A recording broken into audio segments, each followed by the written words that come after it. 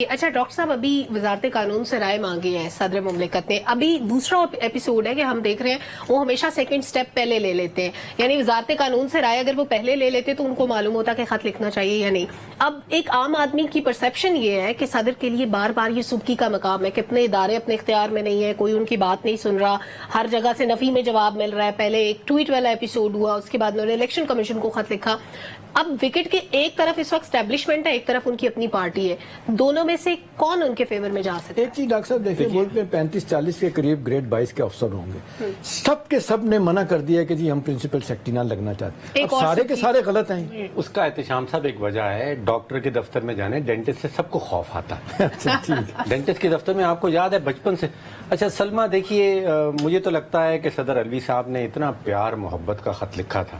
آپ خط دیکھیں، اس میں وہ کہتے ہیں کہ جی کہ آج آپ کے پاس ٹائم ہے تو آج آ جائیں، آج نہیں تو کل آ جانا، میں تے ویلا بیٹھا ہوں جب آپ کا دل چاہے آ جائے. اس کے آگے سے جو جواب دیا ہے، جو الیکشن کمشنر صاحب نے جواب دیا ہے، وہ جواب تو آپ پڑھ لیں، صرف آخری 2 الفاظ، پورے خط کے آخری 2 الفاظ اس میں وہ لکھتے ہیں سکینڈ کنسیکوینسز.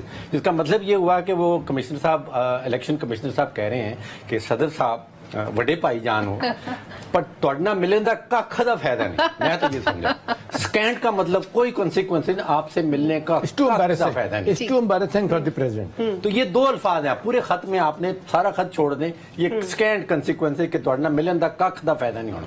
اچھا پچھلے 2-3 مہینوں سے جو کچھ میں سن رہا ہوں، جو کہانی میں سن رہا ہوں اور اس کا نتیجہ جو میں نکالتا ہوں، احتشام صاحب ایڑی چوٹی کا زور لگا لیں، صدر صاحب ایڑی چوٹی کا زور لگا لیں، الیکشن کوئی نہیں ہونے. وجہ کاؤنسل آف کامن انٹرسٹ کہتی ہے کہ ہم نے نئے سینسس پہ الیکشن کروانے ہیں، نئے سینسس پہ الیکشن کرانے ہیں تو ڈی لمیٹیشن، ہلکا بندیاں ہوں ضروری ہے. جو میں نے سینسس کا ڈیٹا دیکھا ہے اس میں مطلب یہ نکلتا ہے کہ پنجاب سے 6 یا 7 سیٹیں بلوچستان جاتی ہیں، جو آبادی کا تناسب ہے جو ڈی لمیٹیشن کے بعد آئے گا. اب جو نمبر آف سیٹس ہیں وہ تو ہمارے آئین کے اندر فکس ہوئی ہیں. اب اگر ڈی لمیٹیشن کے نتیجے میں 6-7 سیٹیں پنجاب سے بلوچستان جانی ہیں تو آپ کو ایک آئینی ترمیم چاہیے، اس کے لیے پارلیمنٹ نہیں ہے. تو الیکشن احتشام صاحب کوئی نہیں جی ہونے. اور آپ کو یاد ہوگا دسمبر تک تو ڈی لمیٹیشن کا ٹائم دیا انہوں نے. اس کے بعد ووٹر لسٹوں پہ کام، انہوں نے تو کہا 9 مہینے لگیں گے. جو ان کے پرانے سیکریٹری ہیں انہوں نے کہا 9 مہینے کا کام.